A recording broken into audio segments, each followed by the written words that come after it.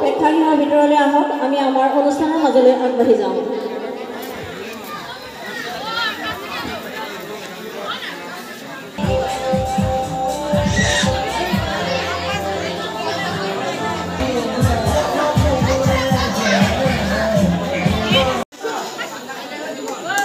আৰু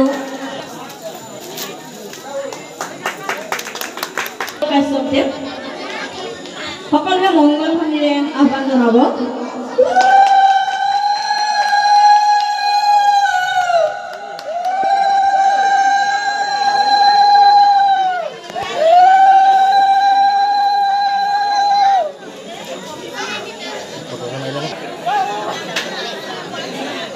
এই দিনত পৃথিৱীখন সকলো দিনতকৈ নিৰ্মল হৈ পৰে আকাশ পৰিষ্কাৰ হয় এই পূৰ্ণিমাৰ দিনা জুনৰ পোহৰত আমি যিকোনো খাদ্য গ্ৰহণ কৰিলে সেই খাদ্যই অমৃত ৰূপে আমাৰ দেহত প্ৰৱেশ কৰে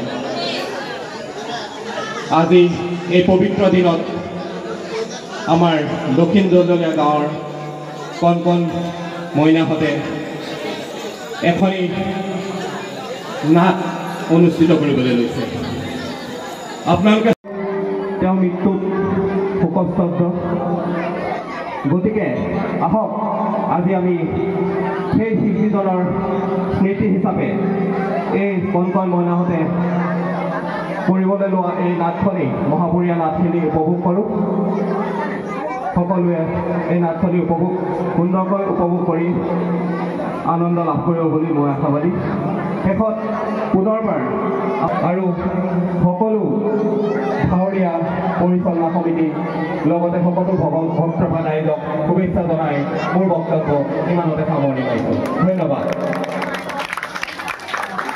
নাই তাৰ মাজতে ক'বলৈ বিচাৰিছোঁ যদি ভুল ভ্ৰান্তি হয় আপোনালোকে আগত তত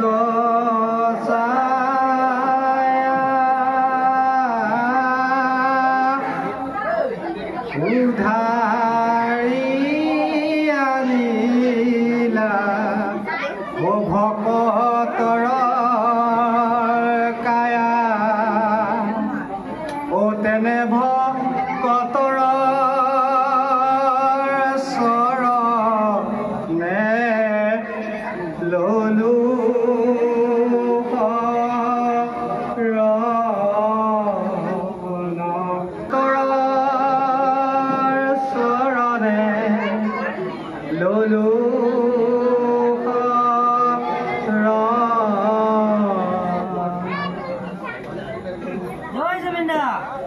জয় জুবিন দা জয় জুবিন দা জয় জুবিন দা জুবিন দা কাৰ জুবিন দা কাৰ জুবিন দা কাৰ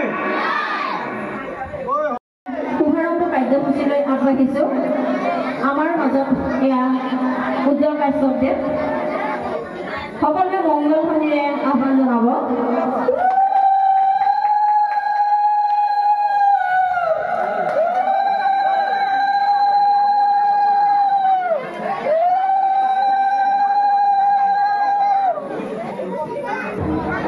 লগতে শৰৎ পূৰ্ণিমা লোকবিশ্বাস আছে এই দিনত পৃথিৱীখন সকলো দিনতকৈ অসমৰ মহান শিল্পী সকলো অসমীয়াৰ হিয়াৰ আমঠু প্ৰয়াত জুবিন গাৰ্গৰ মৃত্যু ঘটিছে তেখেতৰ মৃত্যুত সমগ্ৰ অসম লগতে ভাৰতৰ বহু ঠাই শোকস্তব্ধ হৈ পৰিছে সেই মহান শিল্পীগৰাকীৰ স্মৃতি হিচাপে আমাৰ দেৰগাঁৱৰ এই বৃহৎ দক্ষিণ দলদলীয়া অঞ্চলৰ ৰাইজে এই নাটখনি তেওঁৰ নামত উৎসৰ্গা কৰিছে এই নাটখনি পৰিচালনা কৰিব দেৱবাণী শিল্পী সমাজে দেৱবাণী শিল্পী সমাজৰ পৰিচালনাত আজি নাটখন হৈছে ৰাৱণৰ মুক্তিযজ্ঞ আপোনালোকে কিছু সময়ৰ পিছতে এই নাটখনি উপভোগ কৰিবলৈ পাব সকলোৱে অতি উৎকণ্ঠাৰে নাট উপভোগ কৰিবলৈ অপেক্ষা কৰি আছে মই প্ৰথমেই এই পৰিচালনা কৰা তেওঁ মৃত্যুত শোকস্তব্ধ গতিকে আহক আজি আমি সেই শিল্পীজনৰ স্মৃতি হিচাপে এই কণকণ মইনাহঁতে কৰিবলৈ লোৱা এই নাটখনি মহাপুৰীয়া নাটখিনি উপভোগ কৰোঁ। সকলোৱে এই নাটখনি সুন্দৰকৈ উপভোগ কৰি পুনৰবাৰ আমাৰ হিয়াৰ আমঠু জুবিন গাৰ্গক আত্মাৰ চিৰশান্তি জনাই আৰু সকলো ভাৱৰীয়া পৰিচালনা সমিতি লগতে সকলো ভক্তপ্ৰাণ ৰাইজক শুভেচ্ছা জনাই মোৰ বক্তব্য ইমানতে সামৰণি।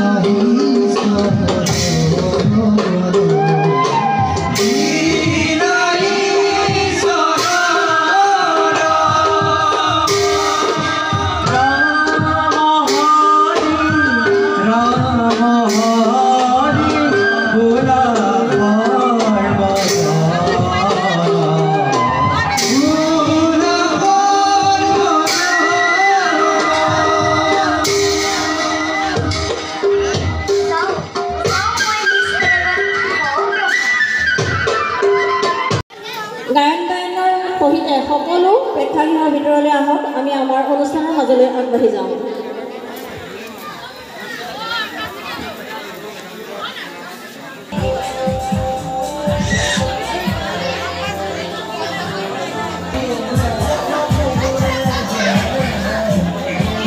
নমস্কাৰ।